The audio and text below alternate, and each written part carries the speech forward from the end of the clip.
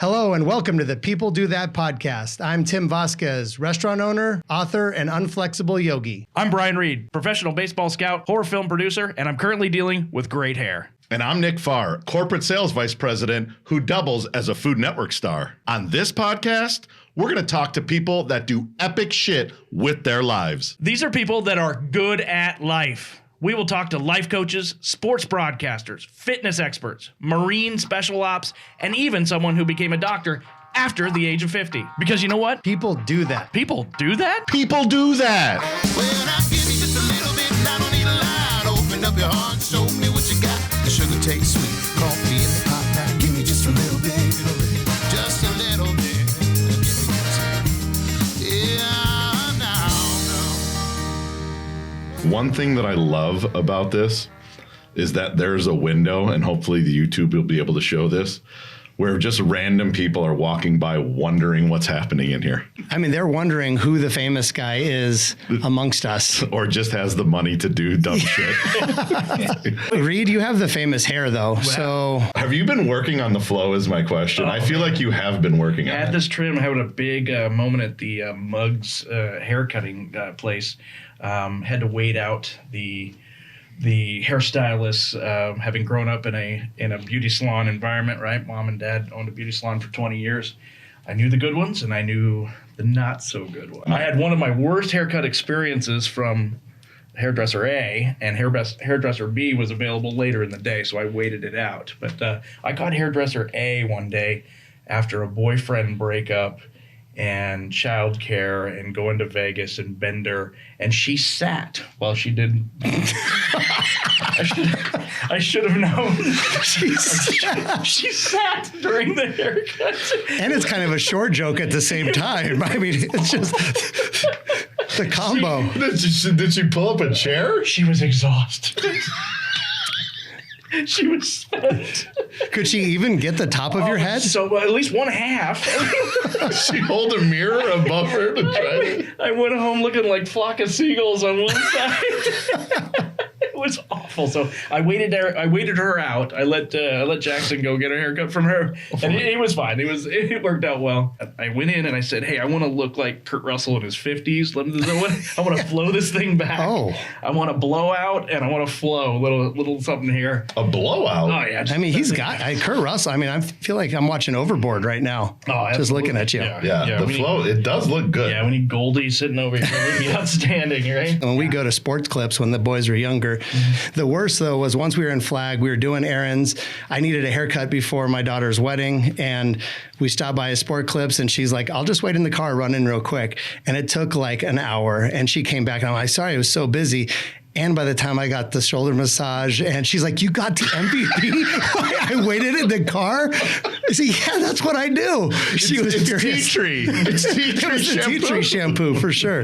No, I'm pretty much, I treat myself now in life. I mean, it's just like if I want the MVP and I want the shoulder massage, who never knows if we're going to be here tomorrow. So you might as well get the MVP. Oh, Tremendous. Well, should we bring in our guests here? Yeah, I mean, I kind of don't want to talk to him because I read his bio. Yeah. And seems like he's great at everything. He's amazing. He's a pretty amazing person. No, I think we should bring him. Let's bring him in.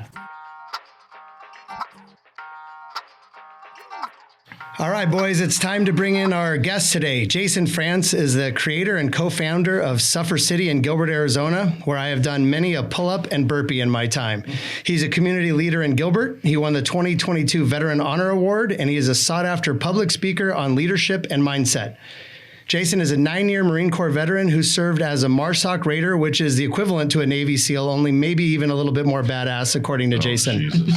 His experience include 4 tours to Afghanistan, and without going into too much detail, let's just say Jason was in the shit. Side note, he is also fluent in Pashto, which is the Afghan mother language. Also, just to round it out, Jason is trained in NLP, which is neuro-linguistic programming, to the lay people out there. He is a 200-hour yoga certified teacher. He threw 95 miles an hour in high school as a left-handed pitcher. He was drafted by the Reds. He opted to be a drummer in a band in San Francisco instead. He has lived a Forrest Gump-like life so far. I met him when we first worked out at Orange Theory under the name Jason America. My friends, I give you the one and only Jason France. What's up? Oh, gosh. Can we leave now? Yes. Should we just leave? I feel like so much less of a human. God. I just ordered a pizza on DoorDash.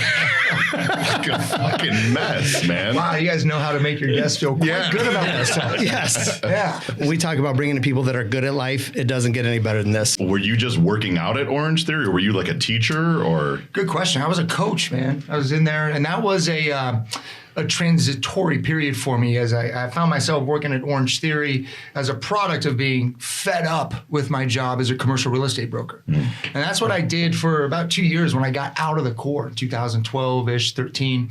Well, and there's something to be said. At Orange Theory, it was like, it's a programmed workout that not only everybody that day is doing, but everybody at every Orange Theory is doing. But there's something about it. Every class of Jason's was sold out because he had some way to motivate people where he would get that little bit more out of you than you even knew you had in yourself. And to me, that's what the motivation. And then he was so good. I was actually coaching at Campo Verde at the time, and my varsity team, I thought they needed a little adversity in their lives. We're living in Gilbert. So I said, guys, I got this guy, Jason. He was nice enough to do it. I'm like, I'm going to bring him on a Sunday when they're closed. He ran a workout. It was the most intense workout. It was amazing. The guys absolutely love it. And then this guy, as good of a guy as he is, Tuesday shows up and he's at the Campo baseball game in the stands. And he's just like supporting the guys. And they came up to me. They're like, hey, Coach Tim, Jason from Orange Theory is in the stands and his quads are glistening. He's so tan and he's sparkling right now. And then one other guy, did you see his hair? It's like perfect. Wait. Do you know that? Did you know that? I didn't know that. Yeah. I don't want to call out Joey Hernandez, but I'm going to call out Joey Hernandez and say, damn, he's like, God, Jason's quads were glistening. And I couldn't argue with, they were. And I know, I mean, all seriousness aside, I mean, Jason, obviously he was the heartthrob of Orange Theory, but he was obviously capable of so much more. He was kind of bottled up there, doing a great job. But that's when he started, talking about Suffer City and going from there, his own gym that he's opened up. I'm fascinated by this. We're gonna have to rewind a little bit, but so you come out of the core and you jump into the real estate, and those conversations you're having with those guys, they had to gravitate to you because of your life experiences at that point. I felt really good about my future coming out of the Marine Corps, but it wasn't long before I realized, man, this ain't the life for me. It just was not the life.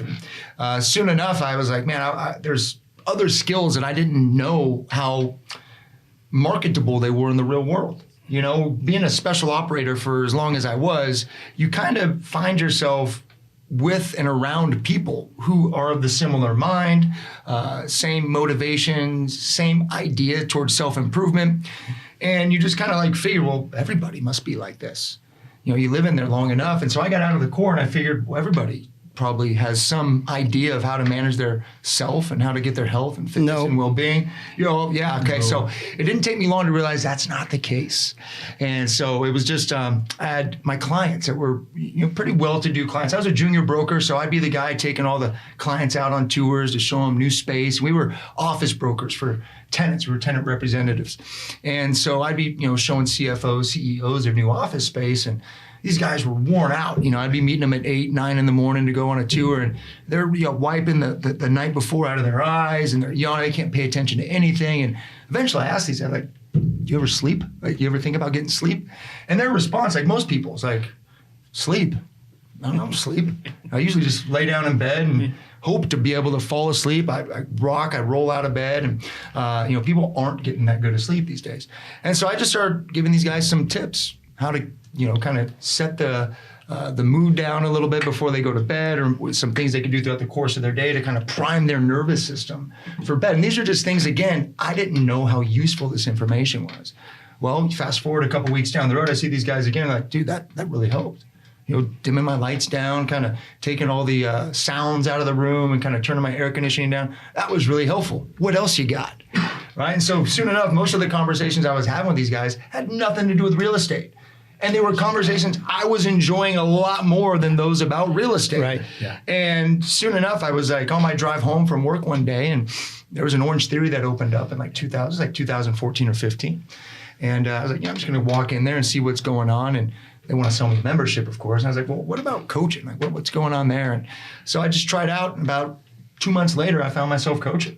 And your relationships were the key to the whole thing, right? Absolutely. And it sounds like you're easy to make those relationships, read people, understand people. I just wondered if it became a conflict, like, wow, I'm really doing it well at this job at real estate, but man, this, like you said, this is not for me. And it wasn't fulfilling. It wasn't fulfilling. I mean, all fairness, we'd cash some pretty big checks as tenant rep brokers. We were doing pretty well at times, but you can only spend so much money at the mall. You can only go out so much on the weekends. I mean, there's only so much you could do with tangible product before you just start to feel somewhat empty inside. And that's where I found myself in like April of 2015, 2014 or 15. Like I was in a rough place. I'd gained an extraordinary amount of weight. I'd like to see pictures. It wasn't. I mean, so 3 pounds on a weekend. I'm calling He had a bullshit. Coke. I'm calling I mean, bullshit. so think about it. I mean, so I usually had to wear a tie, put on a buttoned-up shirt. I remember one day I was like, "Oh, this last button to button is getting pretty hard to button."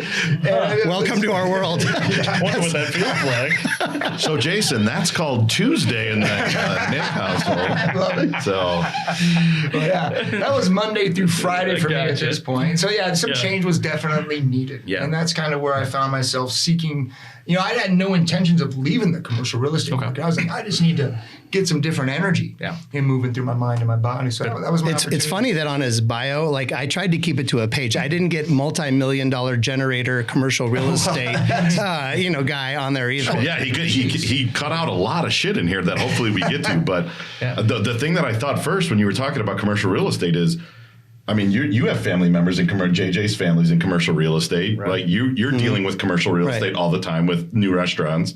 I know people in commercial. You don't just like wake up when you're 24 and go, I'm in commercial real estate. Right. Yeah. Like, did you know someone from the Marines, or how did you get into that? So a friend of mine who I knew earlier before I joined the Corps, I started talking to him a little bit more about a year before I was about to exit service. And once he found out I was leaving service, he's like, well, what are you going to do? I was like, well, I'll probably live in California and do some coaching, some training and things like that. He's like, why don't you come out for a week, spend some time with me and see if you like this? He's like, you'd probably be great at it. And he really liked having me around because, again, he was one who wanted to improve his health, improve his fitness. And when I would come out and we'd hang out, that's what we would do. We'd go hike Camelback Mountain. We'd go to the gym. We'd go have a good time, of course. But prior to, we'd spend a little bit of time improving ourselves. And I think most people, most of the time, once they get that first taste of, wow, that kind of sucked, doing that, whether it was a workout or reading or doing whatever that is there to improve the self, the process is sort of like, oh, God, it's kind of yucky. But the other side of that, you kind of get through that. You're like, wow, that was invigorating. I want more of that. Like, let me get more of that. And so that was sort of the process there and the impetus for me to get into commercial real estate. And that kind of landed me in a good place, working at a good firm in town. I think for me and my family, the one thing that the biggest impact Jason had was enjoying doing hard things. Like, I feel like in our society now, and all of us do, especially as Americans, like we want happiness and we want peace, and we don't really want to do anything hard. But when you don't do that, you don't get to see the other side of doing something hard. When you're laying in that puddle of sweat at the end of a workout, that feeling is amazing, but it was miserable the 60 minutes before, but that feeling is amazing. One time I remember at Suffer City, and I worked out so hard, and I'm not in great shape. He got me in the best shape of my life, but I was so out of it. Like, once you get in your car after, you kind of have to gather yourself, like before you start driving, because you can't even hold the steering wheel at all. Oh, that sounds like a great Yeah, it sounds awesome. It was a great feeling. And then I drove home, and I drove to my old house, and I didn't know it until I was halfway up the driveway, and we had moved 2 years ago. And I drove to my old house so out of it, ready to go, like clicker's not working. Why? I was in a zombie going home. I was just a zombie, and I just couldn't focus on my drive home. So thank you for that, Jason. Yeah. Early onset dementia. Thank you.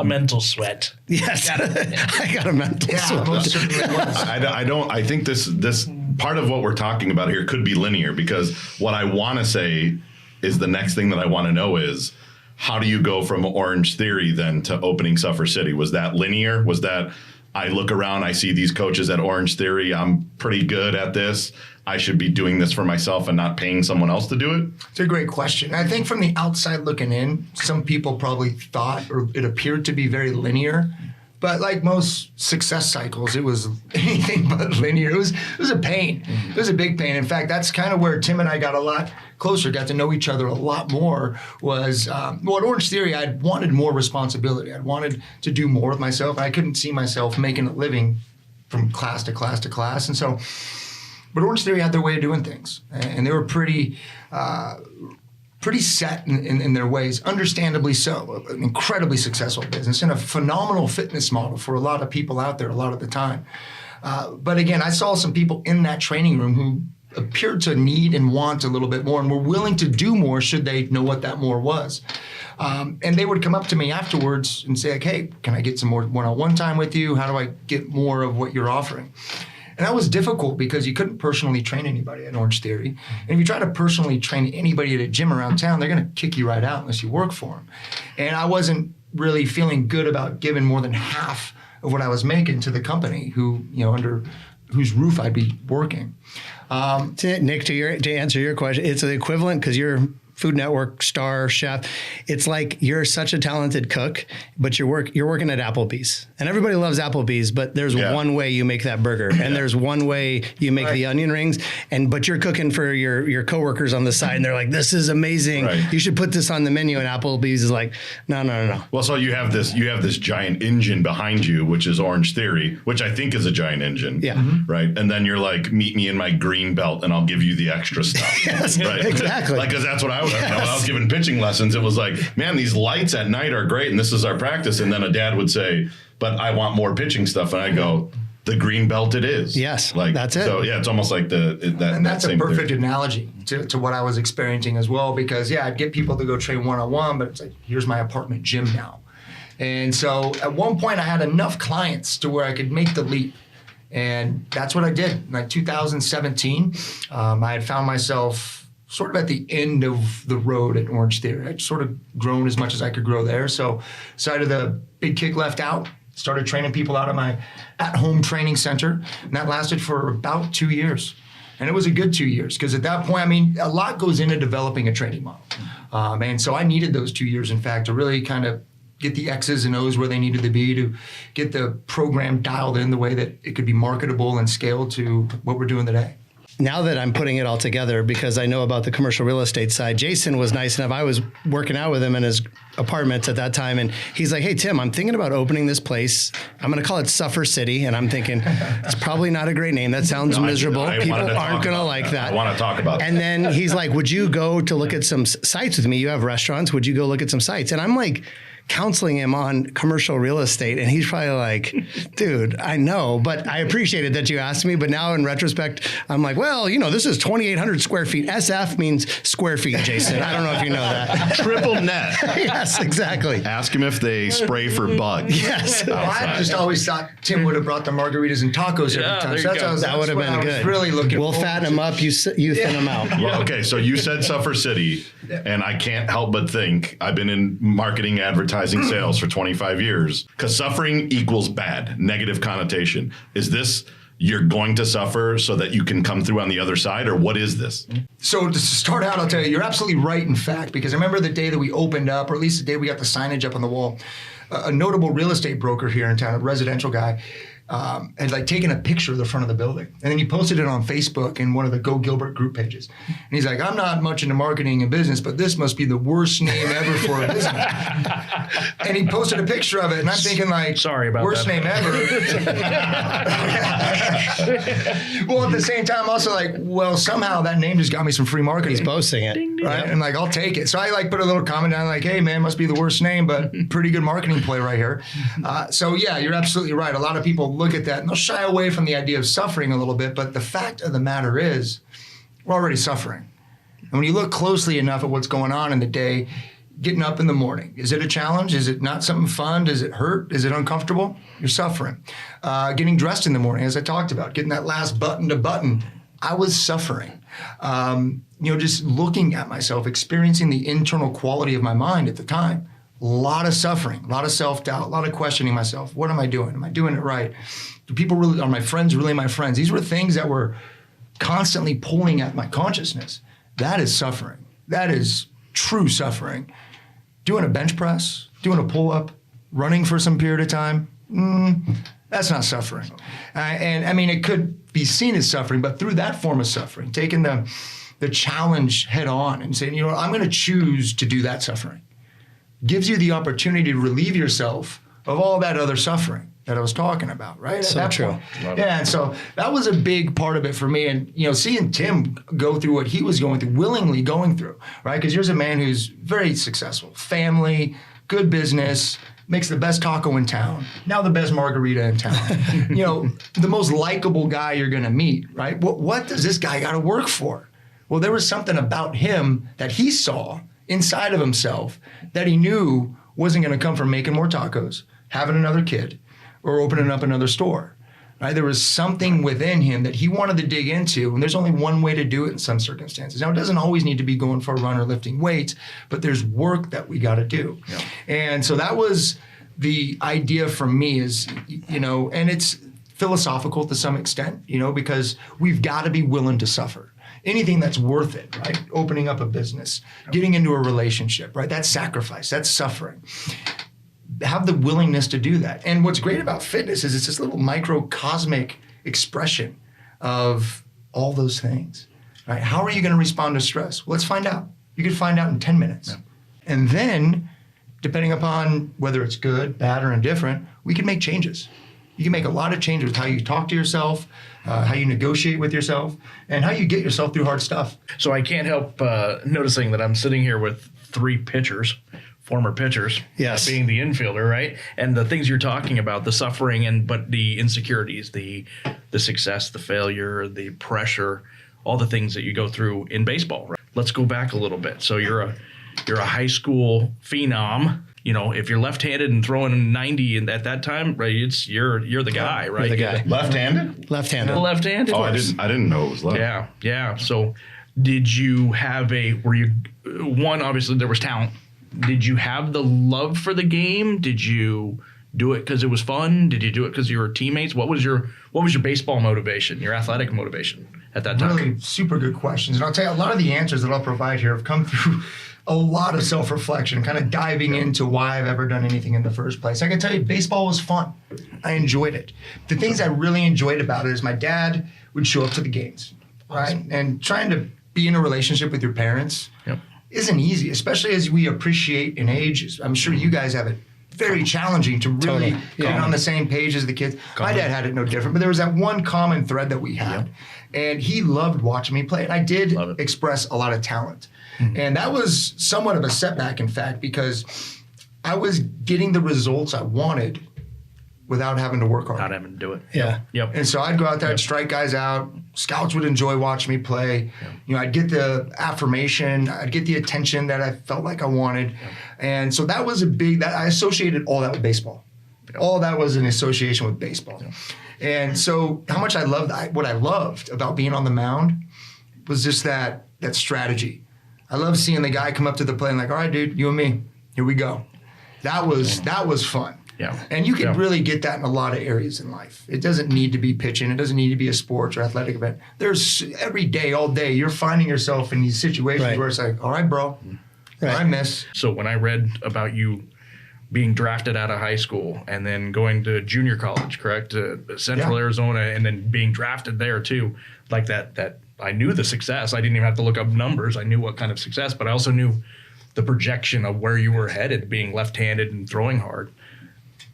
And then there was an ending point, right? I noticed in the bio, like that's where it stopped, right? Oh, yeah. Where did that take you? Where? Because it ends for all of us, right? We're either told to or we choose to. Mm-hmm. But usually it's not right after being drafted twice. No. The 3 of us, no. No. Lucky me. Yeah. Right. It really was. It was a lot of luck. But I'll tell you what, it started to end the moment my father passed away. Okay. As I said, a lot of the emotion and passion that was there derived from playing catch with my dad in the backyard. You know, seeing the surprise and the enthusiasm he had when I won. That was a huge drive for me. And so when he passed away, and this is right before my senior year, Oh, man. lot of that passion started to kind of diminish a little bit. And of course, he was a strong, stable force in my life. And so there I was 17 years old starting my senior year. And that was sort of the beginning of the end of baseball. Even though I had a successful senior year on paper, I was drafted after my senior year. Off the field, I was a mess. I was an absolute mess. Yeah. I had a very tough time, making it to class. I had a very challenging time just doing the basic fundamentals of what it means to be a human when you're 17, 18, 19 years old. And that'll catch up with you. Yeah. There's this great story. You guys probably know Cody Ransom. Yeah. Absolutely. I played against them. Yeah. Cody Ransom. Chandler High. I got to tell you, that is one of the greatest stories from our hometown that I could recall, because that guy was mediocre in terms of talent. He was good in high school. Yes. But you wouldn't have imagined, okay, that guy's going to be in the pros one day. Never. For a long Never. time. That guy grinded. He stayed there a never long gave time. up. He worked hard. One thing I do remember about him, because he was a senior when I was in 8th grade, but we go to the ball games. Remember, that guy would work. Yeah. He'd be the last guy to leave, probably the first guy to show up. Yeah. And that's why he ended up playing for the Yankees. Mm-hmm. That's why he ended up playing for the Giants. Exactly. And it had a little bit to do with his talent, but his undying, unyielding effort just to keep going and keep working is what gets you into the big game.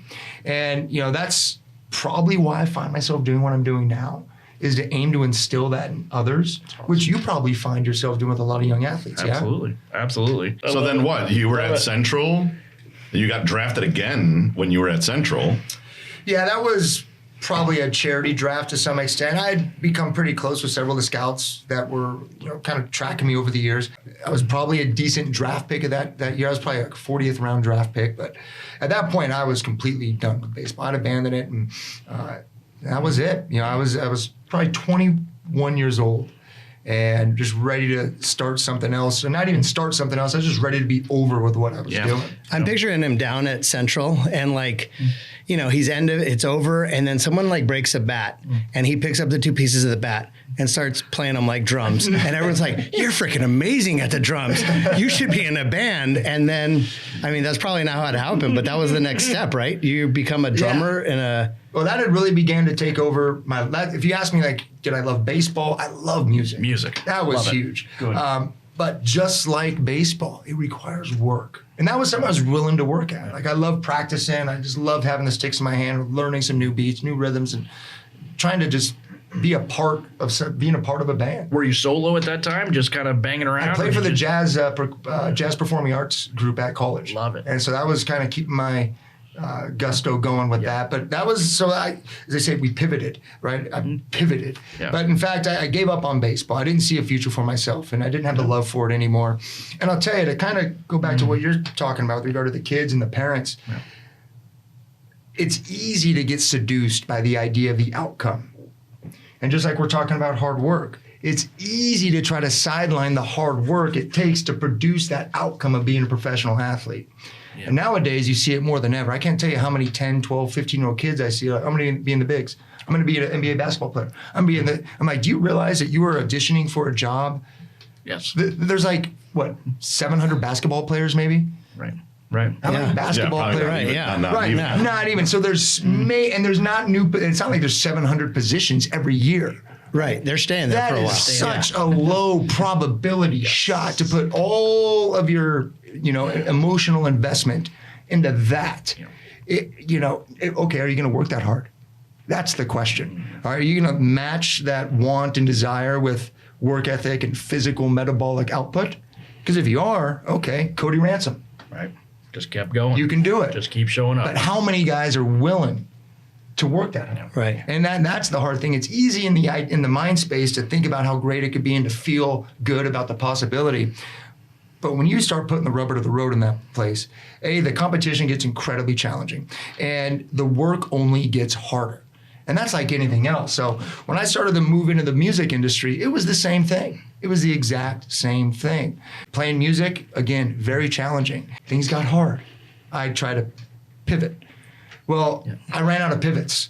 There was nowhere else to pivot at this point, right? See, I've tried the sports industry, which is extremely difficult. I'll go to the film and entertainment music. Yes. Yeah. This will be a cakewalk, right? You know, I'm on like, what are they called? Craigslist, like casual encounters, like trying to find where can I get a job next? You know, what am I going to do? Like I was a stone's throw away from not having a place to live. I'd gotten rid of my car, you know, and I was renting a room out of an apartment in a house in San Francisco, and life was not exactly punch.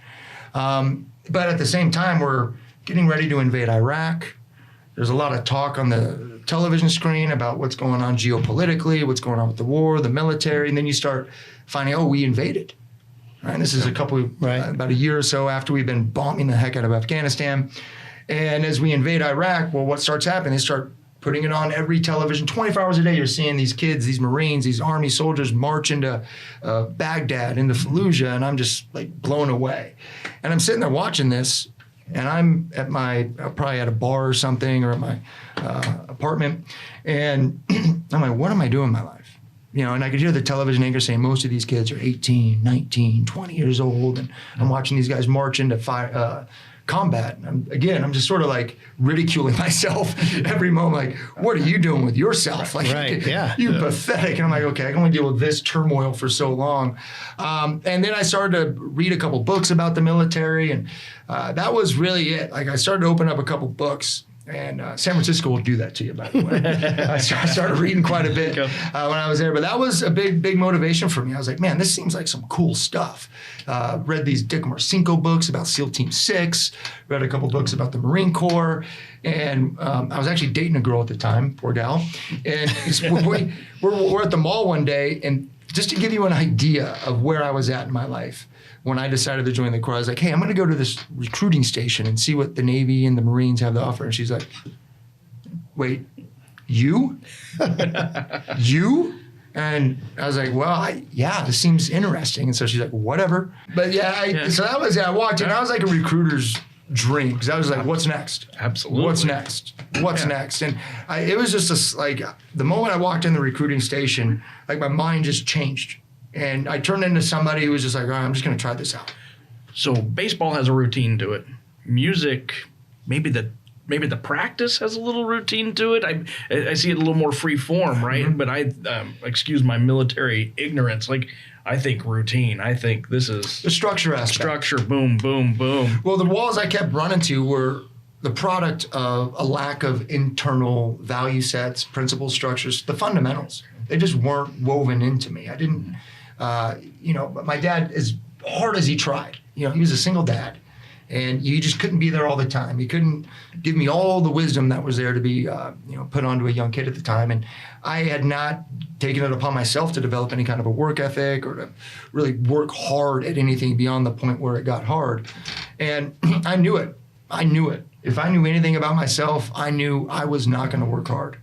And I believed in the possibility, like, okay, maybe they could show me how to work hard. For you to self-identify that, right? Like, I mean, that is rare. For you to look at yourself in the mirror and say, I have no work ethic. I'm not going to work hard. I mean, and then to actually sign up. And I mean, I'm getting like butterflies in my stomach just to think of what that first, like when you go to the Marines, and I don't know where is that, San Diego or? Yeah, it was MCRD. I mean, like, I can't imagine the feeling of a guy that really has said, I've never worked hard before. Let me join the Marines. And the turmoil that must have been going on inside when they're taking you there. Or I'm just picturing terrifying. Like stripes. Yeah, I bet.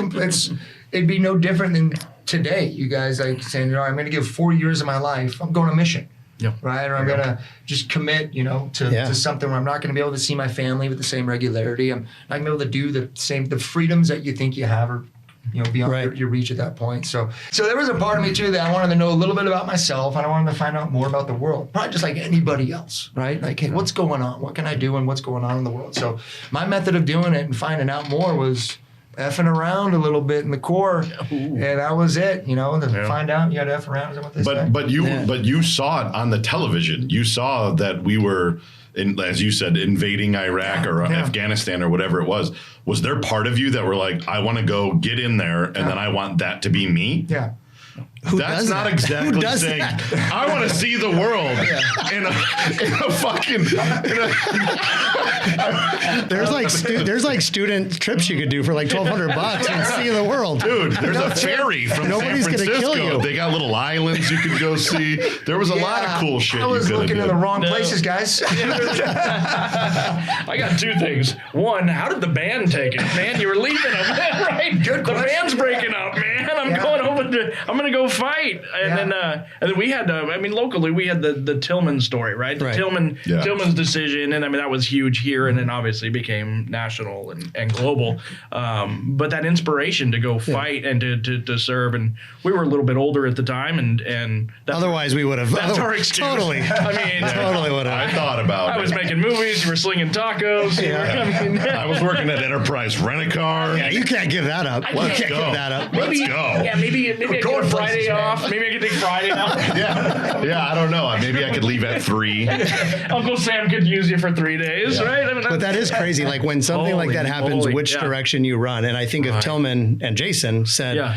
I want to go do that. Yes. And what percentage of people would say, Well, let's be honest we need here. to do I that? wasn't exactly tackling guys in the NFL. Yeah. That's true. Maybe I was tackling a 16-ounce beer on the weekends. You walked away from a little less than cigarette Tillman. butts out of the ashtray to kind of was figure that myself last- out. Or was the art? you were tackling the cello guy because he hit the wrong note at the jazz bar. Yeah, that was it. When I went to the Navy recruiting station because I wanted to be a SEAL. Like, it seemed cool. Like I watched Navy SEAls when I was a kid. Charlie Sheen, blew me away. I was like, oh, I want to do that. But I also didn't want to fail buds and be in the Navy. Right. And let me go back. I was a piece of shit. Let me reiterate. You didn't figure it out yet.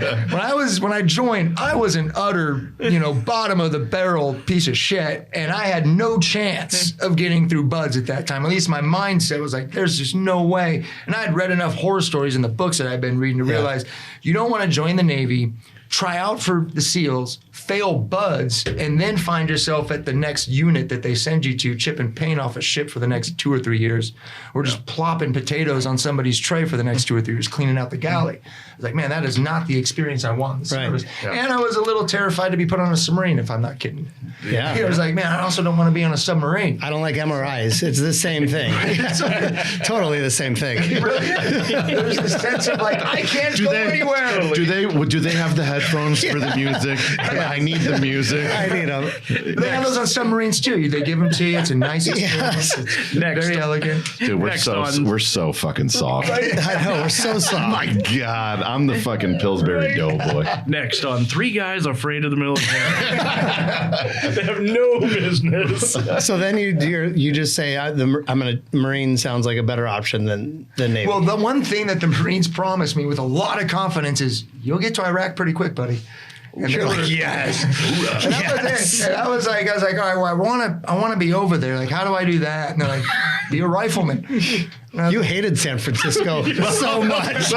Did you ever go to the guy, like the recruiter or whatever it was, and go, but I'm a piece of shit? Yeah, are you sure? Wait, you're gonna send me? Let me tell you something. At that time, they opened the doors for anybody. You'd like to think that the Marine Corps, the military wide, is just a sterling representation of what it means to be a human being in America today.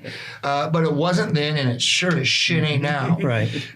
You'll obviously find, your 10% of guys who are just reaching for the top, reaching for the stars. But at the end of the day, it's a job. It's a job for a lot of those guys. Yep. And while you're obviously committed to some different things at that job, it's still a job to a lot of those guys. So they were just as well to find themselves getting in trouble or making the same types of decisions as they would have if they were working at Enterprise Rent-A-Car. Right. It just so happened that the penalties for fucking up there Yeah. a little bit more rigid, a little bit more Yes. aggressive. Marine Corps Recruit Depot in San Diego is right next to the airport. If you've ever flown into San Diego, Yeah. you've seen the Recruit Right. Depot. It's a beautiful campus, by the way. It's really cool. But you could just sense this vibe. You're in the USO in a nice, comfortable chair, and all of a sudden, just this energy just swells through that area, and then you just hear like this lockstep, fast, quick talking. Yes, sir. No, sir. And it's just like, okay, it's starting. And I'm in the airport, and I could just feel myself like, oh man. this is going to be great. And sure enough, it's a wild ride. The first couple nights of Marine Corps boot camp are a blur, but I can vividly recall just about everything that was going on. And it is people will say they brainwash you there. It's like, well, yeah.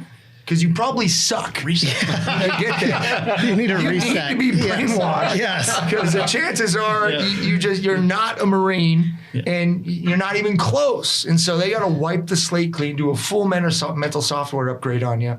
And, so for the 90 days I was there, I was just on this personal self-improvement and growth process. And what I was really looking for is I wasn't like, hey, you're going to show me how to shoot guns. They're going to teach me how to lace my boots up. I'm going to learn how to roll my sleeves real tight. Can't wait for that. It was those values that I knew I needed. It was those principles that I knew I had to get instilled in my body. Because I was like, all right, if I could just get this discipline down, if I could understand to make good decisions, exercise good judgment, and be a little bit more just with how I make my decisions and who I spend my time with, that's what I really needed. And that's what the Marine Corps provided for me. And it was an absolute remarkable experience, and I wouldn't trade it for anything. So then how long was it before you ended up getting on a plane and getting out of the United States and going? Oh, it happened fast. I think I entered in April 2004-ish. And then by March of 2005, or February 2005, I was in Iraq. Less than a year? Yeah. So, boot camp. So I do boot camp. Then you do what's called your infantry training, or whatever your MOS, your military occupational skill is. After boot camp, they send you to go learn how to do your job. I was an infantryman, so they send you to infantry training battalion. So that was an additional 6 weeks of training after boot camp, and then after that, they just dump you into your unit. And I went to 1st Battalion, 5th Marines. And luckily enough, because I tell you, I was a California Marine my entire career. So I got, beachside views the whole time. And there's something to be said about being a Marine in California, because I've been out to North Kakalaki, North Carolina, Parris Island, man, and it is not something to write home about. And so I was very fortunate for that. And then I did probably what's called a workup, a very condensed workup with our unit, 1st Battalion, 5th Marines. And shortly thereafter, you're taking the big trip over. He was in over 250 gunfights. He was in it a lot. Yeah. And to still be standing here or sitting here today is incredible. Well, I mean, so lucky. But I cannot, in my head, think when that plane hits the ground and they say, you're going to do this, what are you, what is going through your mind? Well, there's the broad scope, right? There's the global idea of, well, I'm in Iraq. And then there's the micro local idea of, I'm in a gunfight, we're pinned down, and nobody's coming to get us. Oh, man. So there's those situations. This is it. This could be it. Yeah, and so there's been in Ramadi, Iraq in 2005. I got to tell you, that was a hellhole. It was the most dangerous strip of territory on the planet from 2004 to 2006, and we were in the heart of it. There's been books, movies. You name it. They've talked about Ramadi. They've told stories about Ramadi, and we were there during the height of it, and it was action packed. And there were several times where I was like, "Is this it? This might be that time." Jeez. And in all honesty, there's times that as a leader in any military position, in any position wherever, you don't want to show fear to your subordinates. And there was this one time in particular where we're on a mountain or a rooftop in Ramadi, and we're taking heavy fire from both directions. You hear mortars fly over the head, sun's going down. It's usually when we had Al Qaeda in Iraq at that time, and that's when they were generally most active. As the sun's going down, as the sun's coming up. And sun's going down, and there's 14 of us on a rooftop, and we're about a mile-ish away from our OP, which is Camp Snake Pit, which it sounds bad. It was bad. It's right there in the heart of the But is that supposed to be the safe spot for you? For us, yeah, that was our Camp safe spot. Snake Pit. Yeah. And, It's like Skyway. Yeah, Camp Venom. Oh, yeah. It's like, camp, you're going to get fucked. Camp, come here to get fucked. Yeah, they may have just called it that, because that's really what it was. But I was a radio guy too. I could sort of communicate pretty well over the radio. And so my lieutenant at the time, he's like, "Hey, we need to get out of here. Call up to hire. Let's get some kind of an extract going." And I'm like, "Good idea, sir." So I call up and say, "Hey, Charlie 15, request an extract. Here's our pause." And the commander comes over the phone, our captain, Captain Maloney. He's like, "Hey, Charlie 15, nobody's coming to get you." And I'm like, So I kind of processed that. But you're like, but you said that if we went, If I raised my hand politely, that you'd so come get us. red ball. Yeah. I was like, really? Like, so I asked him, he was like, no, sir. Like, we're requesting extract. Like, things aren't going so well. He's like, I got you, Charlie 1-5, but nobody's coming to get you. It's just too hot right now. You guys have to hold them off. And so I looked at my lieutenant and I was like, sir, Captain just said nobody's coming to get us. And he looked at me and he was scared. He was scared. You could tell. He was terrified. Oh, and I'm like, okay, sir, we got to get back.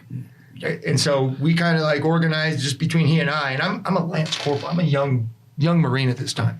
But I hear, and you get close with your lieutenant, especially as the radio operator. You're like by his side all the time. And so I tell him, hey, sir, we're just going to have to organize and get the hell out of here. And so, even the rest of the platoon is like, we're walking home. And these guys, a lot of the guys in my platoon, they'd been to Fallujah. I mean, this is their second tour. They've been in the shit. Okay. And now these guys are scared. There. And so I'm like, oh shit, this ain't gonna go well.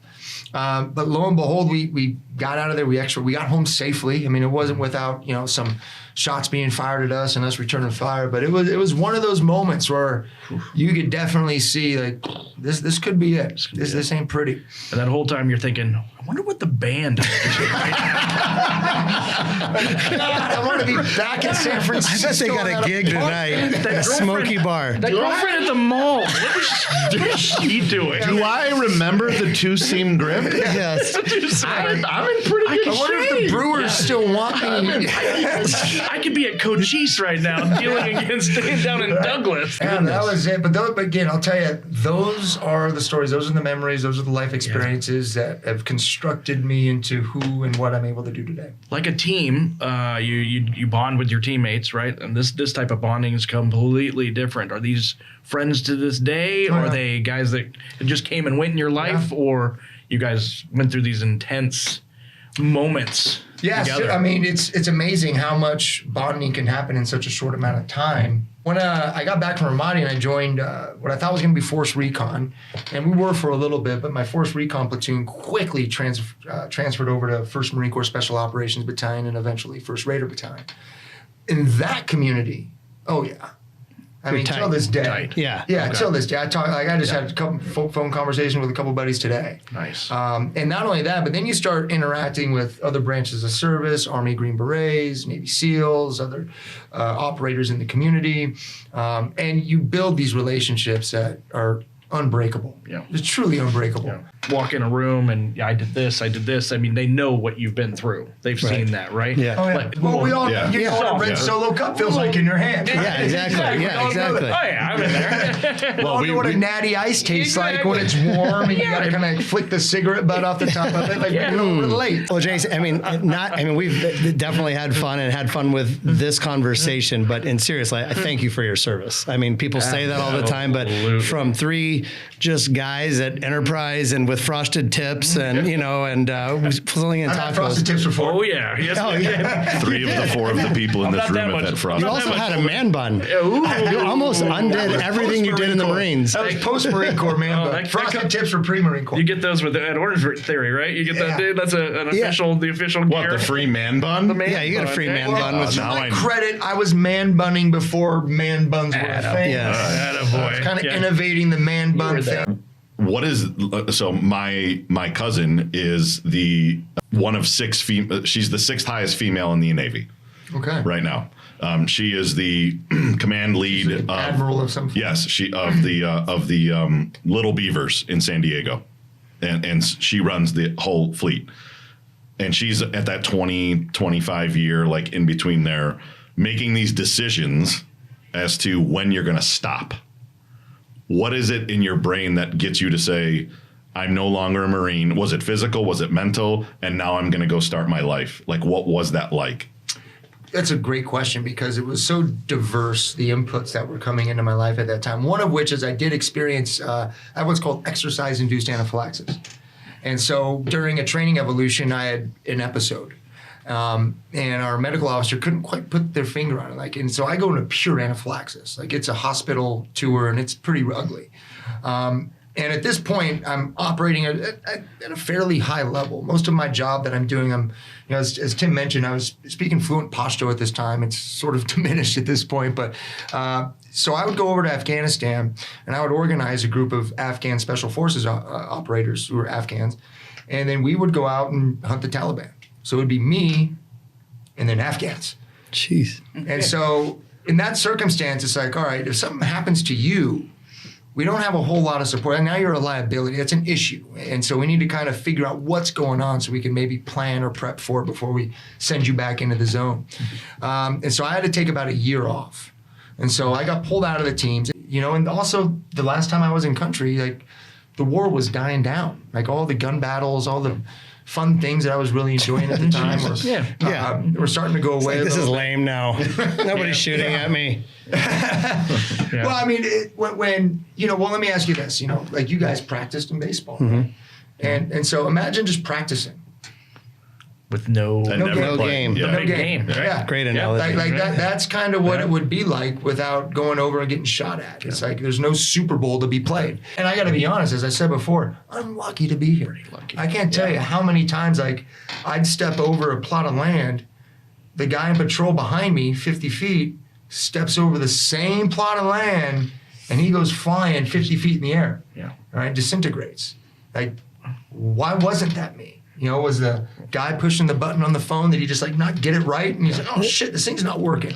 Right? Who knows? Yeah. You probably were spared because of what you've been able to do post-military, the amount of lives you've been able to positively impact, the people whose lives you've changed. I saw so many of them over the years, women, men, everybody that have benefited. So the fact that you were spared for whatever reason, or somebody pushed the wrong number upstairs or whatever, like, You've made the most of that time afterwards and impacted a lot of lives, and I'm appreciative grateful of that. for it. That's absolutely the truth. Is just the amount of gratitude. And again, these are things I had no idea before I joined the Marine Corps. So again, I wasn't looking before joining the Marine Corps. I didn't join the Marine Corps because I wanted to pull triggers. I wanted to have those experiences, but that wasn't precisely why. It was all these intangibles about understanding what it means to be grateful, to take a breath into your lungs and wake up in the morning. And especially just to be an American in America, holy shit, right? There's just an everlasting sense of gratitude I have for that. And like I said, before I joined the Marine Corps, I knew I wasn't going to do it. I knew I didn't have the gumption, the wherewithal, the readiness to stay the course when the shit got hot and the pressure got aggressive. And so getting out of that, when I look at perspective, there's a couple, I learned a lot of mindset tools. And this is what I coach a lot of people on, is developing mindset tools to sort of put things in perspectives for yourself so that you could perform actions on to the degree you need to in the moment. Because people ask me, like, I just want to be confident. I'm like, all the time? Like, yeah, I want to be confident all the time. Like, so you want to be confident, like, on your drive to work? Like, really confident about you want to be confident when you're eating dinner? Right? And people are like, well, not all the time. Maybe but, not. I need, and they're like, all right, well, tell me exactly when you need to be confident, right? We can build on that. You're like, well, I did all this work in corporate America and it just didn't matter. It's like, how do you know? Yeah. Right? It may have mattered to somebody. And ultimately, you want it to matter to the self, right? And so that's been a tremendous tool, is learning how to shift perspective based upon the situation at hand. Like, situation is going to dictate the emotional state you need to be in.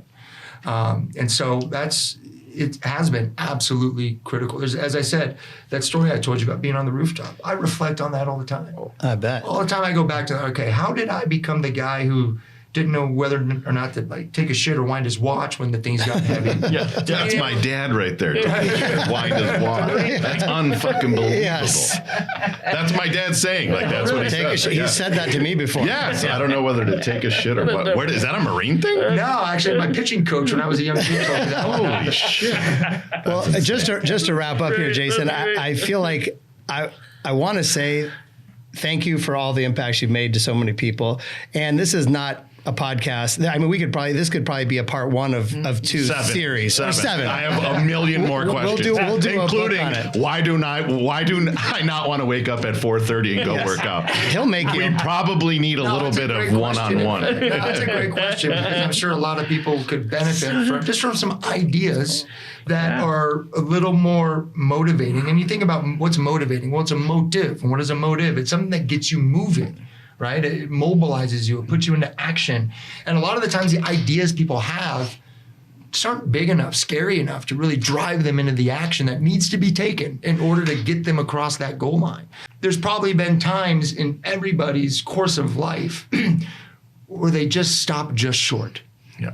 You know, they stopped. And I tell the story a lot, like, I was almost a professional baseball player. I was almost a professional musician, right? Like, wow, that's a horrible story to tell. Don't tell that story, dude. That would have been a horrible bio. You wouldn't have been one of our guests. I almost have done a lot of shit, guys. I've almost done all these things. I almost read your bio.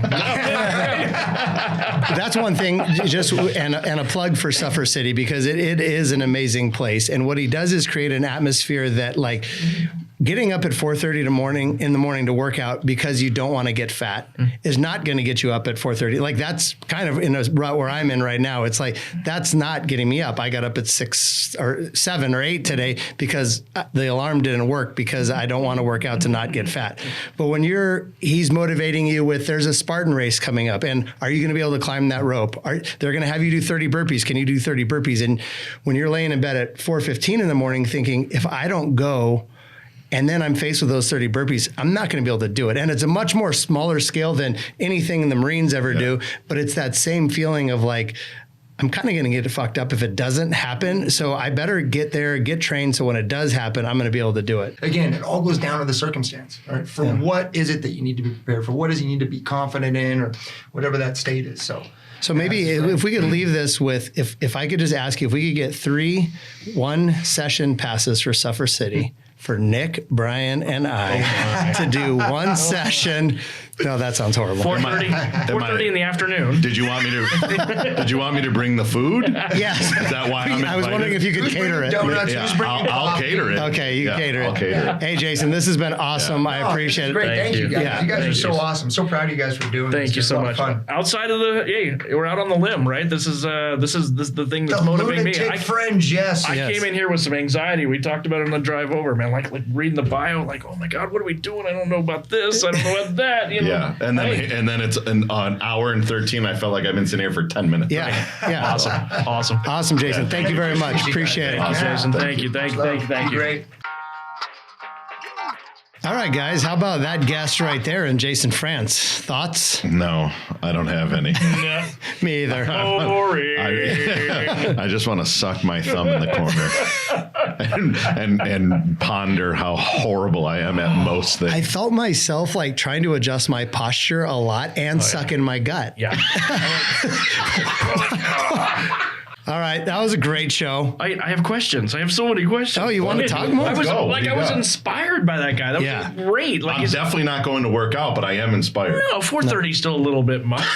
But Yeah. it's a little bit much. I like how you asked if it was AM or PM. I mean, let's clarify. He didn't give me military time. He didn't give me the.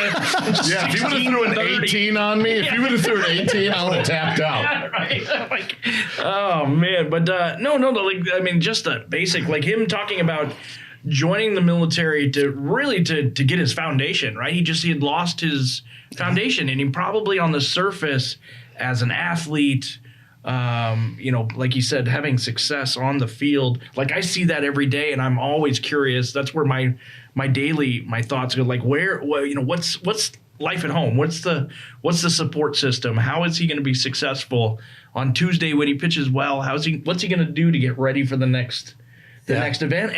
And you've got to have that love and that drive, right. And you've got to have some failure to motivate, right? And it sounded like he was on top of the world with all of that stuff, right? But if you did the research behind you pull the screen back, right? Yeah. Behind the curtain, there were some things that were going on. He didn't have that, and losing a father. I mean, that's again losing it at that age, Right. That I mean, to think about him as a senior you're getting scouts talking to you. Your dad is passed away. You're distraught, and you're having to make decisions with your life. I mean, that's kind of a dad's role in most people's life, and he had just lost him. But here's the thing, though. Like, I think he has such a high standard for himself now. Right. When he says, "I was a piece of shit," timeout. Yeah. Like, you were drafted twice. Yeah. Okay. Yeah. And then you were just like, I'm just moving to San Francisco and I'm going to be a jazz percussionist.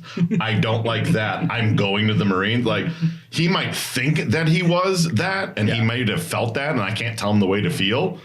But there was something great inside of that, and he knew it was in there. Maybe the Marines unlocked it, but he has so many reasons. He's just one of, like, so many people nowadays want to say, like, I can't do this because this happened to me when I was younger, or you know. Yeah. I can't be successful because of this. Yeah, this happened. My dad died when I was younger, so I can't. Or this happened, and so I can't, or whatever. And the fact that he has 12 of those things that have happened to him, and he's still a badass. It's amazing. Yeah, it is. The perspective of it, absolutely. And then, of course, I want to know more about the band. What happened? You kept going back to the band. I love the band story, man, because it's so cool.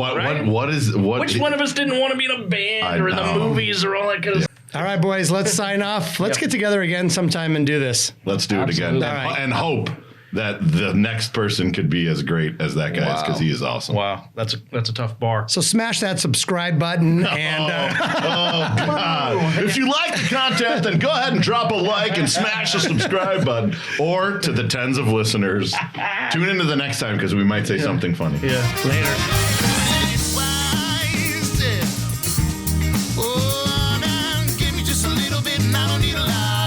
Your heart, show me what you got.